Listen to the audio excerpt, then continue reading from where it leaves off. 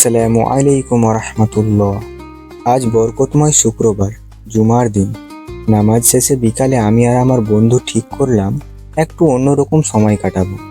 আমরা বাইকে উঠলাম, গন্তব্য শামসি শহর। মহিষপুরের স্ট্যান্ড পার হয়ে যখন আমরা শামসির পথে এগোলাম, মনে হচ্ছিল এ শুধু ভ্রমণ পথ চলা নয়, বরং মনের ভিতরে এক নতুন অনুপ্রেরণার সূচনা। রাস্তার দৃশ্য, চারপাশের সৌন্দর্য, সবকিছু আমার ছোট ছোট ক্লিপে বন্দি করছিলাম। শামসির ভিতরে ঢুকতেই চোখে পড়ল ব্যস্ত জনজীবন। বাজার জমজমাট, শপিং মহলগুলোতে ভিড়, পুজোর কিছু সাজানো প্যান্ডেল এখনো রয়ে গেছে।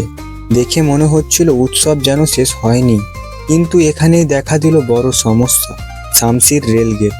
আমরা পৌঁছেই দেখলাম গেট বন্ধ, মুহূর্তে বিশাল যানজট। ভাবলাম, একটি গুরুত্বপূর্ণ শহর প্রতিদিন এমন ভোগান্তিতে থাকে কিভাবে?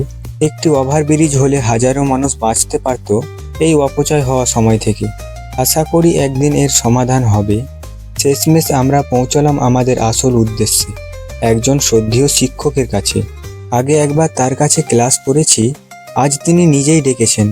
স্যারের মতো জ্ঞানী ও বিনয়ী মানুষের সান্নিধ্য পাওয়া সত্যি সৌভাগ্যের বিষয়। তিনি শুধু পড়ান না, বরং পথ দেখান কিভাবে লক্ষ্য পূরণ করতে হয়। আজকের মূল লক্ষ্য ছিল ইংরেজি স্পিকিং শেখা নিয়ে পরামর্শ নেওয়া। স্যারের কথাগুলো যেন নতুন দিশা দিল জীবনে। ফিরে আসার সময় আবারও সেই রেলগেট, কিন্তু এবার মনের ভিতরে অন্যরকম তৃপ্তি।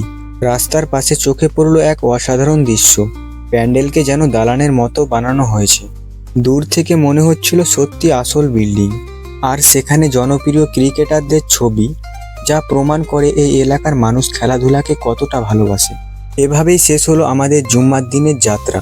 একটি ভ্রমণ, একটি শিক্ষা, আর এক বিষয় সাক্ষাৎ।